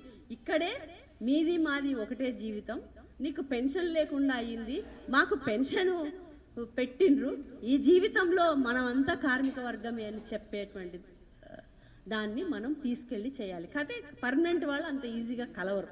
ఆ సమస్య కూడా మనకి ఒకటి ఉంది. అయితే అందుకని మన సంస్థ ఆశయాల లెక్కలో ఈ ఫ్లెక్సిబిలిటీ అనే సిద్ధాంతాన్ని తీసుకొచ్చిన దానికి వ్యతిరేకంగా కూడా మనం పోరాటం చేయాలి. అంటే దాంట్లో 3 అంశాలు ఉన్నాయి. ఒకటి లే ఆఫ్ ఇవ్వడం, అంటే కంపెనీ నష్టాల్లో ఉంది, నేను మూసేస్తున్నాను లే ఆఫ్ ప్రకటన, అంటే ఒక 2 నెలలు 3 నెలలు కంపెనీ మూసేయడం. ఇంకొకటి కూడా ఏం చేస్తారంటే విఆర్ఎస్, బలవంతపు విఆర్ఎస్. ఇప్పుడు విశాఖ దాంట్లో జరిగింది అదే. బలవంతంగా విఆర్ఎస్ ఇచ్చి కొన్ని లక్షల రూపాయలు నీకు ఇస్తున్నామని చెప్పి బలవంతపు విఆర్ఎస్ ఇచ్చినటువంటి పరిస్థితి కూడా ఉంది. కాబట్టి వీటి విధానాలకు వ్యతిరేకంగా కూడా మనం పోరాడతాం. విఆర్ఎస్ ఇవ్వడామని, లే ఆఫ్ ఇవ్వడాన్ని, కంపెనీ మూసివేతలకు వ్యతిరేకంగా ఏ సంస్థ అయినా వాటికి వ్యతిరేకంగా కూడా మనం పోరాటం చేయడం అనేది మన లక్ష్యంలో ఒకటి. తర్వాత ఇప్పుడు మనం ఒకవైపు టెక్నాలజీ చాలా గొప్పగా ఉంది, అసలు మనిషిని మొత్తం ఆడ ఉండగానే స్కాన్ చేస్తుంది మనుషుల్ని మొత్తం. ఆ స్కాన్ చేస్తుంటే ఏడ ఏం రోగం ఉందో ఏం రంధ్రం ఉందో కనిపెడుతుంది. చాలా గొప్ప టెక్నాలజీ కనుక్కున్నాం మనము అనేది చాలా అద్భుతమైన. ఈ అద్భుతమైన ఆవిష్కరణ యంత్రం సృష్టించలే, మనిషి సృష్టించాడు. ఫస్ట్ మనం ప్రిన్సిపుల్డ్గా ఉండాల్సింది ఏంటంటే మనిషి ఆలోచనలు, తనకు వచ్చిన అనుభవం ద్వారా మాత్రమే కొత్త యంత్రాల ఆవిష్కరణ జరిగింది. యంత్రం యంత్రాన్ని సృష్టించదు. ఆ ఆవిష్కరణకి మూలకర్త మనిషే అయినప్పుడు కొన్ని యంత్రాలు యజమాని ఏం చేస్తున్నాడంటే నిరుద్యోగాన్ని పెంచే యంత్రాలను తీసుకొస్తున్నాడు. నిరుద్యోగాన్ని పెంచే యంత్రాలు అంటే ఒక సంస్థలో ఒక యంత్రం తీసుకొచ్చాడు, అందులో అంతకుముందు 50 మంది పనిచేస్తుండే. ఆ యంత్రం వచ్చాక ఒక మనిషితోటి ఆపరేటింగ్ అయిపోతుంది కదా, 49 మందిని ఉద్యోగాలను తొలగిస్తున్నాడు కదా. దాన్ని అలాంటి చోట అంటే నిరుద్యోగాన్ని పెంచేటువంటి నూతన యంత్రాలు ఎక్కడైతే ఆవిష్కరణ జరుగుతూ తీసుకొస్తున్నారో అలాంటి వాటికి వ్యతిరేకంగా కూడా మన పోరాటం ఉంటుంది. దానికి వ్యతిరేకంగా కూడా మనం పోరాడాల్సి ఉంటుంది. అంటే దీనికి ఉదాహరణ, సింపుల్ ఉదాహరణ ఏంటంటే ఇప్పుడు రోబోట్స్ చాలా వచ్చేసాయి. ఏఐ అంటే ఆర్టిఫిషియల్ ఇంటెలిజెన్స్ కూడా వచ్చింది. ఆర్టిఫిషియల్ ఇంటెలిజెన్స్ రావడం మంచిదే కదా, మనం తొందరగా అన్ని పనులు చేసుకోగలుగుతున్నాం కదా. అంటే మనిషి అన్నవాడికి బతుకే లేకుండా చేస్తూ వాళ్ళ జీవితాన్ని, వాళ్ళ కుటుంబాన్ని, వాళ్ళ భవిష్యత్తే లేకుండా చేస్తూ ఆ టెక్నాలజీ తీసుకొస్తున్న సందర్భంలో అది ఎవరికి ఉపయోగపడుతుంది అంటే యజమాని ప్రయోజనాలకు ఉపయోగపడుతుంది. కార్మిక వర్గాన్ని నిరుద్యోగంలోకి నెట్టేస్తూ మరింత అసమానతల్లోకి నెట్టేస్తూ ఉన్న పరిస్థితుల మీద కూడా మన స్ట్రగుల్ అనేది ఉండాలి. ఉదాహరణకి ఒక చిన్న జెమినీ కంపెనీలో వాడు సిఎన్సి మెషిన్లు తీసుకొచ్చాడు, కంప్యూటర్ నెట్వర్క్తో ఉండే. ఆ సిఎన్సి మెషిన్ వాడు ఏం పెట్టాడంటే యాక్చువల్గా అది చాలు చేసినాక, స్టార్ట్ చేసినాక ఒక ప్రోగ్రామింగ్ ఉంటుంది, ప్రోగ్రామింగ్ రూపొందించాక అది 8 అవర్స్లో 6 అవర్స్లో అది ప్రోడక్ట్ తయారై బయటకు వస్తుంది. కానీ కార్మికుడిని యజమాని ఏం కండిషన్ పెట్టాడంటే నువ్వు అది ఆన్ చేసి ప్రోగ్రామింగ్ చేయడానికి 1 గంట 2 గంటలే నువ్వు పనిచేస్తున్నావు కాబట్టి నువ్వు ఇంకో మిషన్ కూడా నడపాలి అని పెట్టాడు. ఇంకో మిషన్ని కూడా నడపాలి అని పెట్టాడు. అంటే ఒక మనిషే 2 ఆటోమేటిక్ మిషన్లను నడపమనేది వాళ్ళ డిమాండ్.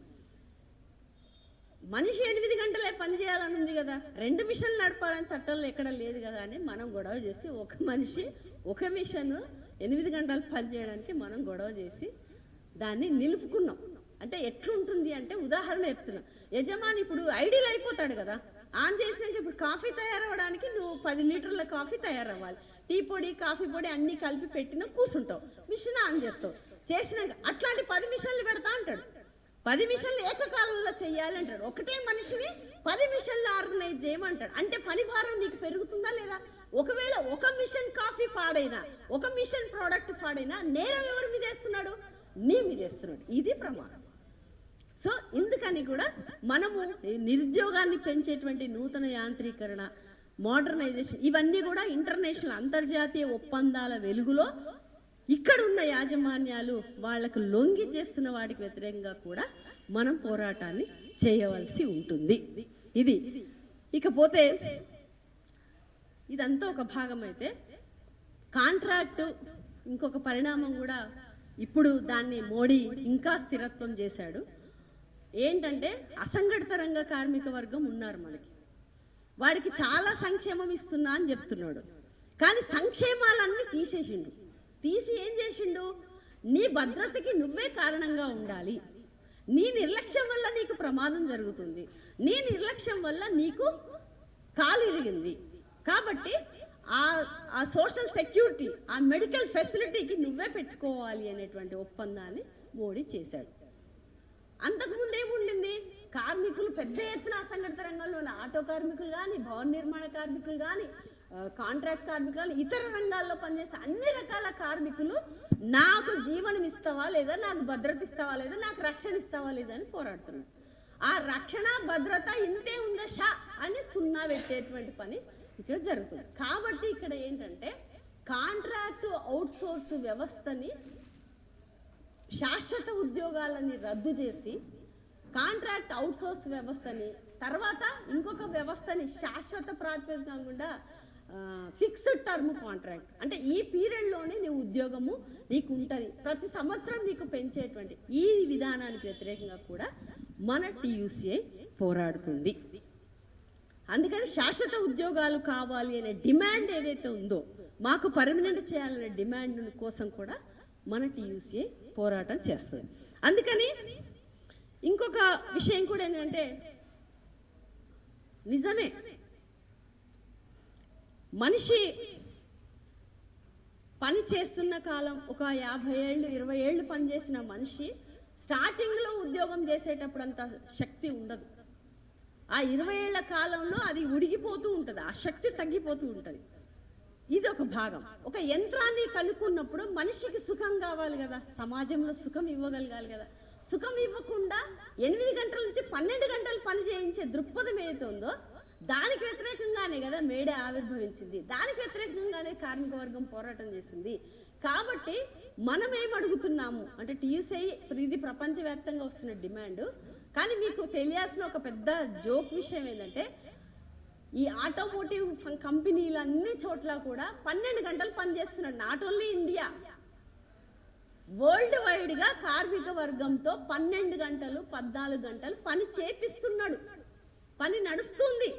ఒకవైపు యంత్రాలు విపరీతంగా గుప్పిస్తున్నాడు, పని చేయించడం కూడా కార్మిక వర్గం మీద అంత పెంచిండు.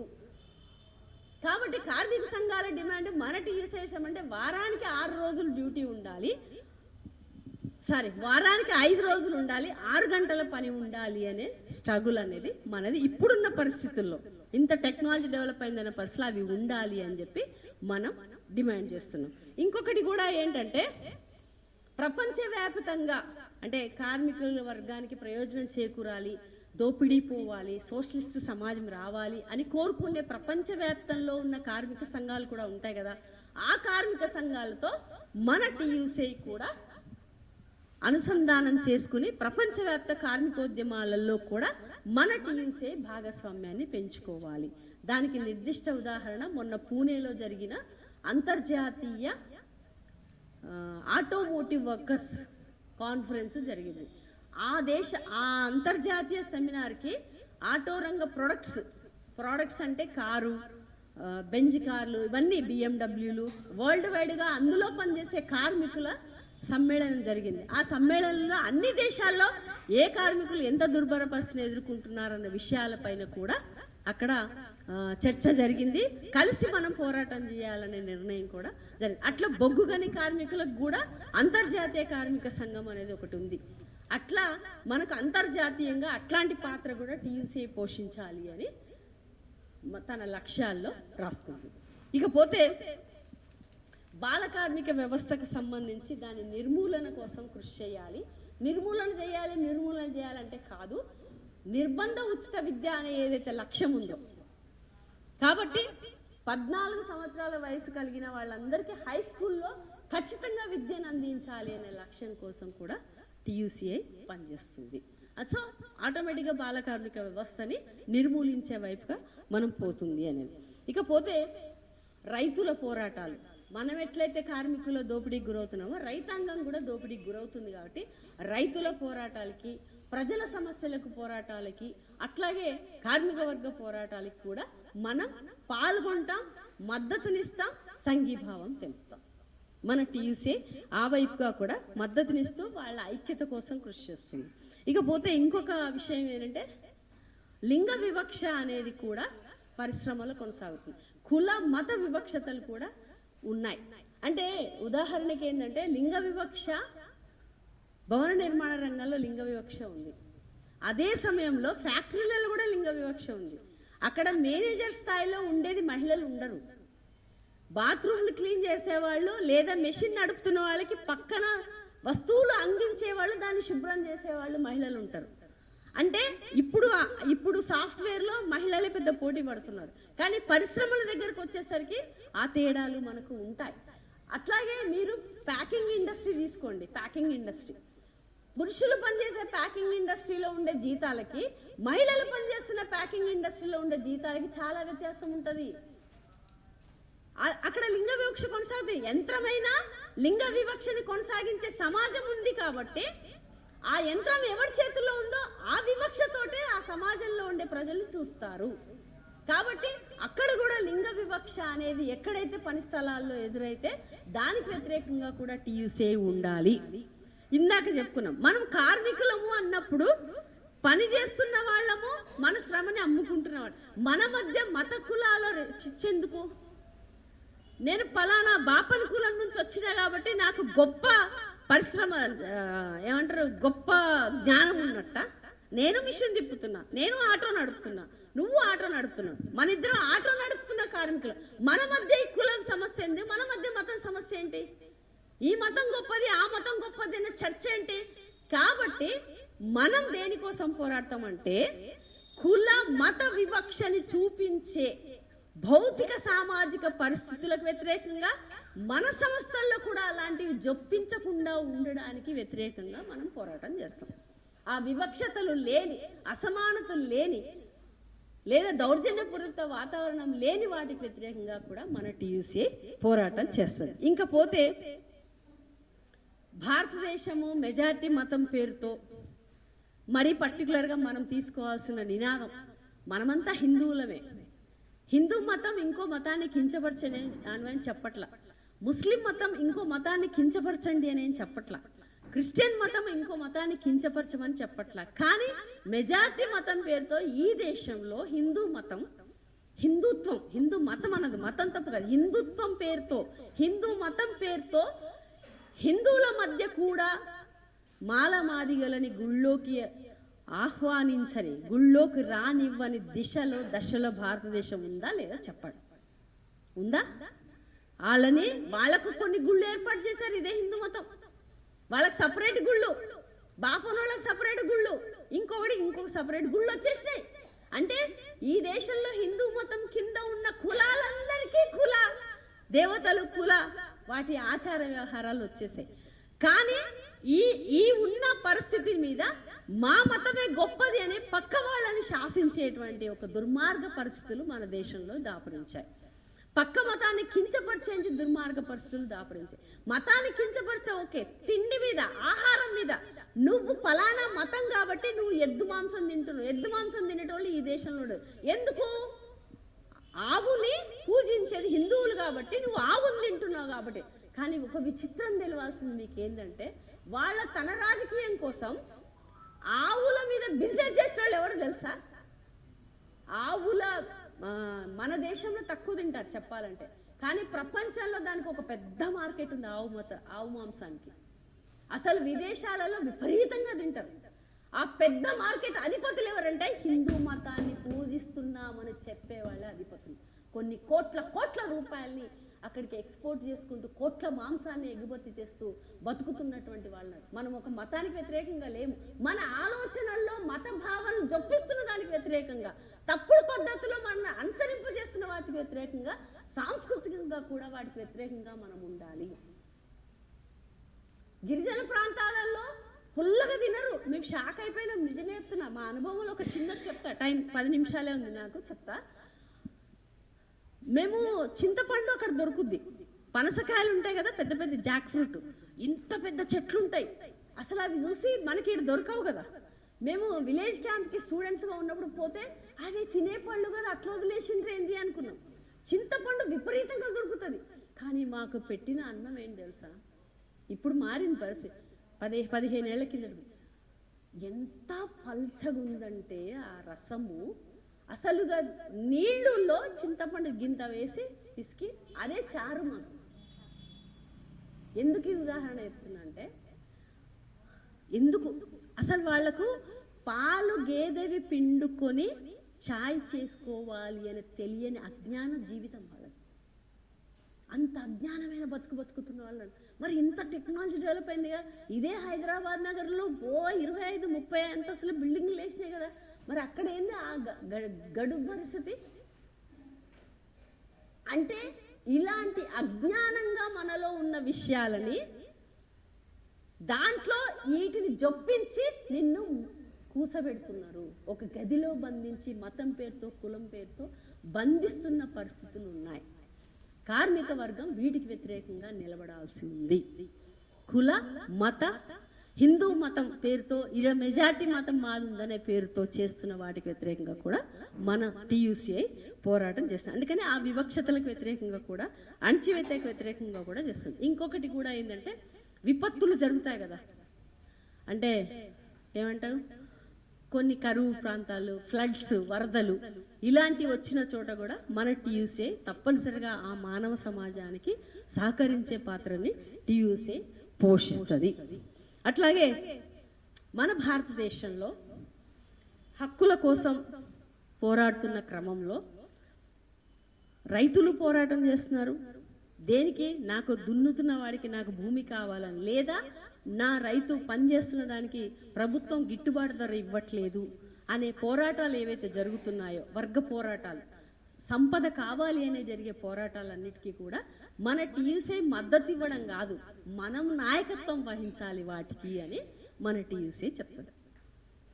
అందుకనే వీటితో పాటు ఇందాక మీకు చెప్పిన మనలో ఉన్నటువంటి అనేక అవగాహన లేని, లేదా దాని మీద జ్ఞానాన్ని పెంచుకునే అవకాశాలు కూడా లేనటువంటి ఒక సాంస్కృతిక పరిస్థితులు మన దేశంలో ఉన్నాయి. ఉదాహరణకి ఆడవాళ్ళంటే ఇంట్లో గిన్నెలు తోమాల్సిందే, పూజలు చేయాల్సిందే, ఆ పూజల్ని పునస్కారాలని ఆడవాళ్లే చెయ్యాలి అనేటువంటి ఒక దృక్పథం ఉంటుంది. అంటే అది మీ తప్పు కాదు, మన చుట్టూ ఉన్న దాన్ని బట్టి మనం అనుసరిస్తున్నాం. మన తాతలు అనుసరించారు కాబట్టి మనం అనుసరిస్తున్నాం. మరి ఆడవాళ్ళు పోరాటంలోకి రావడాన్ని అంగీకరిస్తుందా ఈ సమాజం? ఒకవేళ ఆడవాళ్ళు గొప్ప నాయకులుగా మారితే అంగీకరిస్తుందా సమాజం? విద్యార్థి సంఘంలో ఉన్నప్పుడే మమ్మల్ని అంగీకరించలేకపోయింది. అంటే యజమానులకు కూడా అలాంటి సాంస్కృతిక భావాలు ఉంటాయి. అంటే ఆడవాళ్ళు వీళ్ళకి ఏం జ్ఞానం ఉంటుంది, ఏం మాట్లాడతారులే అనుకుంటారు, తెలివి లేదు అన్నట్టు అనుకుంటారు. ఎందుకంటే 2వ శ్రేణి పౌరులుగా స్త్రీలు ఉన్నారు కదా సొసైటీలో అనుకుంటారు. కానీ ఆ అనుకోవడానికి కారణం ఏంటంటే ఈ వ్యవస్థలో ఉన్న అసమానతలే కారణం. ఈ వ్యవస్థలో వాళ్ళకి ఆలోచనలు ఆడవాళ్ళంటే 2వ శ్రేణి పౌరులు అనేటువంటి సాంస్కృతిక భావాలు, ఆ భావాలకు వ్యతిరేకంగా కూడా మనం నిలబడాలి. అలాంటి వాటికి వ్యతిరేకంగా కూడా మనం, అంటే భూస్వామ్య సంస్కృతి, సామ్రాజ్యవాద సంస్కృతి వ్యతిరేకంగా పడడం. ఉదాహరణకి శివాజీ వాడు నిన్నొకటి మాట్లాడు. అసలు మనం చాలా మంది ఏం ఆలోచిస్తామంటే, నిండగా బట్టలు కప్పుకున్న వాళ్ళే భారతీయ సంస్కృతిని అనుసరిస్తున్న వాళ్ళు, వాళ్ళు అట్లా కప్పుకోకపోవడం వల్లనే స్త్రీల మీద అత్యాచారాలు జరుగుతున్నాయి, లేకుంటే జరగవు అనే ఒక ధోరణి విపరీతంగా సాంస్కృతికంగా మన మీద ప్రభావితం చేస్తుంది. నిజమా కాదా మీరే ఆలోచించండి. మన ప్రశ్న ఏంటంటే, వాడు ఇంకొక బూతు మాట్లాడాడు. అంటే చీరలో నిండా కప్పుకుంటే వస్తువులన్నీ జాగ్రత్తగా ఉంటాయనే పద్ధతిలో వాడు మాట్లాడాడు. దీన్ని మనం టీయూసీగా ఏం అర్థం చేసుకోవాలి అంటే, అక్కడ ఒక స్త్రీ ఉంది, ఆమెకు ఒక స్వేచ్ఛ ఉంది, ఆమెకు ఒక ప్రజాస్వామిక హక్కు ఉంది. ఆ హక్కుతో ఆమె దానిని మాట్లాడడానికి, ఆమె బట్టలు ఏది వేసుకోవాలని కూడా నువ్వు నిర్ణయించే వైపు పోతే, బయట సమాజంలో ఆధిపత్యము భూస్వామి ఏమంటున్నాడు, పెట్టుబడిదారుడు ఏమంటున్నాడు అంటే, యజమాని ఏమంటున్నాడు అంటే, ఓయ్ నువ్వు కార్మికుడి, ఇది మేము దీనికి వ్యతిరేకంగా ఓయూలో పోట్లాడినాం కూడా. డైరెక్టర్ అని ఆమె ప్రొఫెసర్, వర్కర్స్ ఏమో వీళ్ళు పని దగ్గర పని చేస్తూనే ఒక మంచి బట్టలతోటి, ఒక క్రమశిక్షణతో, ఒక డిసిప్లిన్గా పోతాడు. అసలు మేము కట్టుకున్న దానికంటే మీరు గొప్ప బట్టలు కట్టుకున్నారు. ఏంది మీరు వర్కర్స్ లాగా ఉండాలి అంటే నూనె అంటుకొని చింపిరి జుట్టుతో మట్టి పోసుకొని జుట్టు మీద ఉండాలనేది వాళ్ళ ఉద్దేశం. మంచి బట్టలు వేసుకోవడానికి కూడా భరించలేని సాంస్కృతిక భావజాలము ఈ వ్యవస్థలో ఉంది. అందుకని శివాజీ దానికి ప్రతిబింబంగా మాట్లాడితే చాలా మంది కూడా నిజమే మంచి మాట చెప్పిండని ఆయన పొగిడిన వాళ్ళ సంఖ్య ఎక్కువ ఉంది. కానీ ఈరోజు అత్యాచారాలు జరుగుతుంది. 60 ఏళ్ల పండు ముదుసలి నిండా కప్పుకున్న 60 ఏళ్ల ముసలామ మీద అత్యాచారం జరుగుతుంది. 6 సంవత్సరాల పాప, ఆ పిల్ల ఏ రెచ్చగొట్టే బట్టలు వేసుకోలే, స్కూల్ యూనిఫామ్ వేసుకుంది. ఆ అమ్మాయి మీద కూడా అత్యాచారం జరుగుతుంది. అంటే రెచ్చగొట్టే బట్టలు వేసుకుంటేనే అత్యాచారం జరుగుతుంది అనే సిద్ధాంతమే తప్పు అని చెప్పదలుచుకుంది. మనిషి సమాజంలో ఆడవాళ్ళంటే సెక్స్ బొమ్మలు మాత్రమే చూసేటువంటి ఆధిపత్య సమాజంలో, ఒక తప్పుడు సమాజంలో దాన్ని వక్రీకరించి స్త్రీలు కూడా స్వేచ్ఛ హక్కులు కావాలని పోరాడుతున్న ఒక దశలో దానికి వ్యతిరేకంగా వాడు ప్రతినిధిగా ఈరోజు మాట్లాడి ఇట్లని ఉండాలి అని చెప్పే హక్కు శివాజీకి లేదు. అట్లని మనం మొత్తం బట్టలు నిప్పేసుకొని తిరగాలని. మరి సంతులు సాధువులు మన దుర్మార్గం ఎంతుందంటే, మన అజ్ఞానం ఎంతుందంటే, సాధు సంపత్తులు బట్టలు లేనోడు వస్తే కూడా మొక్కుతున్నాడు బీజేపీడు. మీరు వీడియోలు చాలా చూసింటారు, నేనైతే అందులో చూసిన నాకు చాలా అసహ్యం కూడా అనిపించింది చూడ్డానికి. పురుషులు బట్టలు వేసుకోకుండా ఉండడానికి కూడా మొక్కుతున్న దుర్మార్గత్వం ఉంది దేశంలో. అంటే మనిషి అంటేనే ఆత్మగౌరవంతో జీవించడం, మనిషి అంటేనే తన పరిస్థితిని బట్టి తనకున్న ఆ పరిస్థితిని బట్టలు వేసుకొని ఉండడం, తన రక్షణకి తన భద్రతకి ఉండేటువంటి విషయం. దాన్ని మొత్తం పక్కన పెట్టి పురుషాధిపత్యపు భావజాలంతో మాట్లాడి దాన్ని వ్యతిరేకిస్తూ ఈరోజు మాట్లాడితే హిందూ ధర్మము మళ్ళీ విజృంభించి ఆడవాళ్ళంటే ఇట్లనే ఉండాలని మాట్లాడుతూ ఉన్న పరిస్థితి. ఆడవాళ్ళు రాజకీయాలు కూడా మాట్లాడకూడదంట. రాజకీయాలు మాట్లాడితే నీకేం తెలిసే వసే అని నన్ను కూడా తిట్టిండు సోషల్ మీడియాలో. నీకేం తెలుసు అని మాట్లాడుతున్నవే, అది మాట్లాడుతున్నవే అని. అంటే వాడికి ఎవడిచ్చాడు హక్కు మాట్లాడడానికి? అట్లా మాట్లాడుతున్నాడు కాబట్టి మహిళలు ఉద్యమాల్లోకి రాకూడదా? కాబట్టి ఇవన్నీ కూడా మనం టీయూసీగా ఆలోచించాలి. ఈ తప్పుడు భావనల పైన కూడా మనం ఇవే సాంస్కృతిక దాడి మన మీద జరుగుతుంది. వాటికి వ్యతిరేకంగా కూడా మనం పోరాటం చేయాలి. ఓయూలో మేము పోరాడితే ఆ డ్రెస్సులు వేసుకొని వస్తే వాళ్ళని డైరెక్ట్ అన్నది మేడం. అంటే మనోళ్ళు పెద్ద ఎత్తున పోరాడితే మేమే డ్రెస్ అంటే ఆమె లేడీ అయినా లేడీ ఎట్లా మాట్లాడింది మేడం అనే ప్రశ్న మీకు. ఈ సమాజంలో ఇన్ని అసమానతలు ఉన్న సమాజంలో, వివక్షలు కొనసాగుతున్న సమాజంలో మన బుర్రల్లో కూడా ఆలోచనలే పనిచేస్తాయి. స్త్రీలైనా మొత్తం స్త్రీ దృక్పథంతో ఉండరు. స్త్రీలే ఎక్కువ స్త్రీ స్వేచ్ఛ గురించి తగ్గించి మాట్లాడి స్వేచ్ఛ ఉండొద్దని మాట్లాడే వాళ్ళు కూడా ఉంటారు. ఎందుకంటే ఆధిపత్య సమాజంలో ఆధిపత్య భావజాలం అనేది పని చేస్తూ ఉంటుంది. స్త్రీలు ఎందుకు మాట్లాడనంటే వాళ్ళ మీద కూడా ఆ భావజాలం పనిచేస్తూ ఉంటుంది. ఇంకో ఏం భావజాలం పనిచేస్తుంది? నాతో సమానంగా ఆమె గొప్ప చీర కట్టుకోకూడదు అని సమాజం. అంటే ధనికులు, డబ్బులున్నోళ్ళు, చదువుకున్నోడు మంచి చీరలు కట్టుకోవాలి, పేదవాడు తక్కువ చీర కట్టుకోవాలి అనే ఒక అసమాన భావజాలం, ఆర్థిక అసమాన ఆ భావజాలానికి వ్యతిరేకంగా కూడా మనం పోరాటం చేయాల్సి ఉంటుంది. ఈ రకంగా టీయూసీఐ లక్ష్యాల సాధనలో ప్రపంచంలో సోషలిస్ట్ సామాజిక వ్యవస్థని నిర్మించాలనే లక్ష్యం కోసం పనిచేస్తున్న దాంట్లో మనం ఇంత సుదీర్ఘ ప్రయాణంతో మీరందరూ సభ్యత్వం తీసుకున్నారు. మీరు అనుకోవచ్చు మాకు ఇవన్నీ చెప్పి సభ్యత్వం ఇస్తే మేము సభ్యత్వమే తీసుకునేలా కాదేమో అని అనుకుంటుండొచ్చు. మీ ఆలోచన ఎంతసేపు నా చుట్టూ ఉండే నా గిరిగీసుకుని ఈ కంపెనీ చుట్టూ, ఈ వర్కర్ చుట్టూ, ఈ దాని చుట్టే ఉండాలి అని అనుకుంటుండొచ్చు. కానీ మన టీఎస్ఐ ఒక సుదీర్ఘ లక్ష్యం కోసం పనిచేస్తుంది. ఈ భారతదేశంలో కార్మిక రాజ్య స్థాపన కావాలని పనిచేస్తుంది. కార్మిక హక్కుల కోసం నిలబడాలి. కార్మికుల హక్కులలో కార్మిక వర్గాన్ని ఐక్యత పెంచే విధంగా, కార్మిక సంఘాలు లేని చోట కార్మిక వర్గ చైతన్యాన్ని కల్పించాలి. కార్మికులలో అశేష కార్మిక వర్గాన్ని ఐక్యం చేసే వైపుగా మనం పాత్ర తీసుకోవాలి. ఇంకొక పాత్ర కూడా తీసుకోవాల్సింది ఏంటంటే ఇతర సంస్థలతో కూడా మనం చర్చలు జరపాలి. కార్మిక సంఘాలు చాలా ఉంటాయి. అసలు కార్మిక వర్గ రాజ్య స్థాపన జరగడానికి ఏం తీసుకోవాలి అనే దాంట్లో ఐక్యత కోసం కూడా చర్చలు జరిపి ఒకే కార్మిక సంఘంగా ఈ దేశంలో ఆవిర్భవిస్తే తప్పనిసరిగా మన సమాజాన్ని మనము స్థాపించుకోగలుగుతాం. కాబట్టి మనలో ఆ అసమానత భావాలు ఉండొద్దు, మనలో వివక్ష భావాలు ఉండకూడదు, మనలో అణచివేత భావాలు ఉండకూడదు, మనలో ఈ సమాజంలో తక్కువ చూపు చూసే విషయాల మీద భావాలు ఉండొద్దు. కులం నీ సొంతమే, కానీ మనం పనిచేస్తున్న చోట కులం గొప్పది అనే అవకాశాలు లేని ఒక వ్యవస్థ కోసం మనం పోరాటం చెయ్యాలి. ఆ వైపుగా మన ఉద్యమాన్ని ముందుకు తీసుకెళ్ళాలి అని చెబుతూ, రేపు ఫిబ్రవరి 12వ తేదీన దేశవ్యాప్త సార్వత్రిక సమ్మె జరగబోతోంది. చెప్పాలంటే మీకు ఒక అలసత్తపు మాట కూడా వింటున్నా నేను. మనం ఇన్నేళ్ల నుంచి పోరాడినాం, అయినా వాడు తెచ్చాడు కదా. మీకు ఒకటి అర్థం కావాల్సింది ఏంటంటే, వాడి సమ్మె హక్కును ఎందుకు తీసేశాడు? ఇప్పుడు లేబర్ కోర్ట్స్లో సమ్మె హక్కును అకస్మాత్తు సమ్మెలకు అవకాశమే లేదు.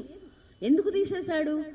ఇప్పుడు యజమానికి ముందు తెలిస్తే దాన్ని నివారించడానికి వాడు చేస్తాడు. అకస్మాత్తు సమ్మె చేసాగంటే ఇది ఇల్లీగల్ అంటున్నాడు వాడు. నీ కడుపు గాలి నీ కార్మికుడు చచ్చిపోయిండాడు. వాడి యంత్రంలో వాడు చేసిన నిర్లక్ష్యం వల్ల కార్మికుడు చచ్చిపోతే నువ్వు చచ్చిపోతే చచ్చిపోని, నువ్వు మాత్రం సమ్మె చేయకూడదు అంటున్నాడు. ఎందుకు? యజమాని ప్రయోజనం చాలా సీరియస్ ప్రయోజనం. ఏంటి ఆ ప్రయోజనం? యజమాని ఒక్క నిమిషం కూడా వేస్ట్ కావద్దు అనుకుంటున్నాడు. వాడు ఒక్క క్షణం కూడా వాడి లాభాలే పెంచుకోవాలని వాడు అనుకుంటున్నాడు. అందుకనే కార్మికులు సమ్మె చేయద్దు, మనకు అన్ని సంఖ్యలు వేసి పడేస్తున్నారు. కార్మికులు సమ్మె చేయకూడదు. ఒకవేళ నీకు హక్కుల కోసం డిమాండ్ చేయాలంటే నువ్వు యజమానికి లేబర్ డిపార్ట్మెంట్కి లెటర్ పెట్టాలి. పెట్టినాక 2 నెలల సమయంలో ఆ 2 నెలల కాలంలో నువ్వు స్ట్రైకే చేయడానికి లేదు. ఇంతకుముందు ఏముండే, 15 రోజులు దాటితే మనం సమ్మె చేస్తే మనకు చట్టబద్ధ హక్కు ఉండే. కానీ ఇప్పుడు 2 నెలల వరకు ఏం చేస్తాడంట, యజమానికి లెటర్ పంపుతాడట. పంపి దీని మీద నీ అభిప్రాయం ఏమిటి? వాడు 3 నెలలు తీసుకోవచ్చు, 5 నెలలు తీసుకోవచ్చు. ఆ 3 నెలలు 5 నెలలు తీసుకుంటే 5 నెలలలో గంగపాలయ్య సంఘాన్ని కూడా కూల్చిపడేస్తాడు వాడు. ఇంత దుర్మార్గంగా యజమాని పక్షంగా ఏ ప్రభుత్వాలు లేవు. బీజేపీ మాత్రమే ఇంత దుర్మార్గంగా చేస్తుంది. ఎందుకు? మనల్ని అసమర్థులుగా భావిస్తుంది, మనం ఏమి చెయ్యలేని వాళ్ళుగా భావిస్తుంది. మనం పోరాడితే ప్రపంచాన్ని మార్చుకున్న శక్తి ఉంది మనకి. దేశాల్లో విప్లవాలు వచ్చిన శక్తి ఉంది. మనం మారి మనం ప్రపంచాన్ని, మన చుట్టూ ఉండే సమాజాన్ని మారితే మన హక్కులు నిలబడ్డేమే కాదు, ప్రపంచంలో ఉండే కార్మిక హక్కుల్ని మనం నిలబెట్టుకోగలుగుతాం. మన ఆలోచన, మన టీయూసీ మన హక్కుల కోసమే కాదు, ఇతర కార్మిక హక్కుల కోసం కూడా పోరాడుతుంది. కాబట్టి రేపు 12వ తారీఖు రోజు జరిగే సమ్మెలో హైదరాబాద్ నగరంలో మన టీయూసీఐ అద్భుతమైన పాత్ర పోషించాలి. నెంబర్ 1. నెంబర్ 2, మనం ఉన్న అన్ని ప్రాంతాలలో అన్ని చోట్ల ఆ సమూహంలో విస్తృతంగా ప్రచారం చేయాలి. టైం కేటాయించుకొని సాయంత్రం పూటనో ఏ పూటనో మీ బాధ్యతగా, జిల్లా కమిటీ సభ్యులుగా ఉన్న మీ అందరి బాధ్యతగా మేము పోయి చెప్పొస్తాం, దీని సంగతి ఏదో తేల్చుకుందాం అని కార్మికుల్లో మనం ప్రచారం చేస్తూ ఎక్కువ మంది కార్మికుల్ని ఈ సమ్మెలో భాగస్వామ్యం మనం చేసుకోవాల్సి ఉంది. కాబట్టి మోడీ ఇంత చేస్తున్నా, వాడు చట్టాలు అమలు చేసినా, మనం పోరాడడం వల్ల, మన శక్తిని బయటికి ప్రదర్శించడం వల్ల 2 ప్రయోజనాలు మనకుంటాయి. ఒక ప్రయోజనం, మనం పనిచేస్తున్న సంస్థోడికి భయం పుడుతుంది. వీళ్ళ మధ్య చాలా ఐక్యత ఉంది. మన ఐక్యత ముందు ప్రపంచం ఓడిపోవాల్సిందే కదా, దోపిడీ ఓడిపోవాల్సిందే కదా. సో మన ఐక్యతని చాటడం ఒకటైతుంది. 2, ఆ కాలంలో ఆ సమయంలో మనం పని చేస్తే డెఫినెట్గా యజమానికి నష్టమే కదా. కాబట్టి ఆ యజమానులు వెళ్ళి ప్రభుత్వానికి చెప్పుకోరా, అరే భయ్ నువ్వు ఎందుకు చేసినవరా నాయన, మేము సంఘాన్ని మేము గుర్తించుకుంటాం పోనే ఫ్లెక్సిబిలిటీ రాదా? అందుకని ఏంటంటే ఇది చాలా కీలకమైన ఒక పోరాట రూపంగా, మనం ఒక ఉద్యమంగా ఏడ చూసినా టీయూసీ, అరే అమీర్పేటలో టీయూసీ వాళ్ళు, సనత్నగర్లో టీయూసీ వాళ్ళు, కూకట్పల్లిలో టీయూసీ వాళ్ళు, జీడిమెట్లో టీయూసీ వాళ్ళు, ఈడ చిల్కానగర్లో టీయూసీ వాళ్ళు, ఆ ఇండస్ట్రియల్ ప్రాంతం అంతా టీయూసీ వాళ్ళు ఏందబ్బా ఇట్లా దయ్యం పట్టుకున్నట్టు తిరిగి ప్రచారం చేస్తున్నారు, అబ్బా ఏంది ఇట్లా చేస్తున్నారు అనేటువంటి ప్రభావాన్ని మనం పడేయగలగాలి. అప్పుడే మన టీయూసీ, మనం అనుకున్నాగా ఇందాక లక్ష్యాలలో కార్మికుల భద్రత, రక్షణ, కనీస వేతనాలు, జీవన ప్రమాణాలు, మంచి జీవితం, మంచి మెరుగైన జీవితం కోసం పోరాటంలో ఆ ఉద్యమాల ప్రభావం మీకు తెలియదు, చాలా పెద్ద ప్రభావం ఉంటుంది. ఇప్పుడు మీకు తెలుసో లేదో, ఏ ధర్నా జరుగుతున్నా పోలీసుడు ఫోటోలు తీసుకొని పోతాడు. ఎంతమంది రోడ్డు మీదకి వచ్చి వ్యతిరేకత చెప్తున్నారు, ఎంతమంది తమ నిరసన వ్యక్తం చేస్తున్నారు, ఎంతమంది దీనిపైన నిలబడ్డారు, అది వాడికి లెక్క. మన లెక్క కాదు, వాడికి వామ్మో ఇది చాలా పెద్ద ఎత్తున బయటకు వచ్చి అందరు చేస్తున్నారు కాబట్టి దీని మీద ప్రభుత్వం తీసుకొచ్చిన పాలసీని ఆలోచించాలి. ఇప్పుడు సర్పంచ్ ఎన్నికలలో బీజేపీ మోసం చేసింది, బీఆర్ఎస్ తప్పు చేసింది, మోసం చేసింది అని కాంగ్రెస్ని గెలిపించింది కదా, మొత్తం మెజార్టీ కూడా ఇవ్వాల. కానీ ప్రజలు ఎంత తెలివైన వాళ్ళు, ఇప్పుడు కూడా సర్పంచ్ ఎన్నికలలో నిజానికి అధికారంలో ఉన్నవాడే మొత్తం నెగ్గుతాడు, జనరల్ ప్రిన్సిపల్ ఎక్కడ. కానీ ప్రతిపక్ష పార్టీకి కూడా 4000 సీట్లను ఇచ్చిండుగా. అరే బిడ్డ, నువ్వు ప్రతిపక్ష పాత్రను కరెక్ట్గా పోషించు అని చెప్పిండు ప్రజలు. వాడికి అధికార పక్షం, అరే నువ్వు మాటలు చేసినావు, మాకేమీ అమలు చేయలేదు కాబట్టి నీకు కూడా కోత పెట్టినాం, కత్తిరించినాము, నీకు 8000 ఇచ్చినామని ప్రజలు చెప్పింది కదా.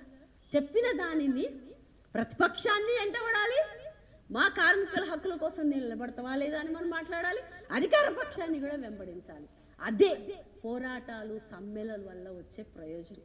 అది మొత్తం మన కోసం కాదు, మన భవిష్యత్ తరాల కార్మిక వర్గానికి నిలబెట్టేటువంటి లక్ష్యంగా మారుతుంది. కాబట్టే ఇప్పటిదాకా మనం అనుకున్నట్టు యూసీ ఆశయాల లక్ష్యాల వెలుగులో ఆ వైపుగా మనం ప్రయాణించాలని, అట్లా అకుంఠిత దీక్షతో పట్టుదలతో పని చెయ్యాలని కోరుకుంటున్నాను.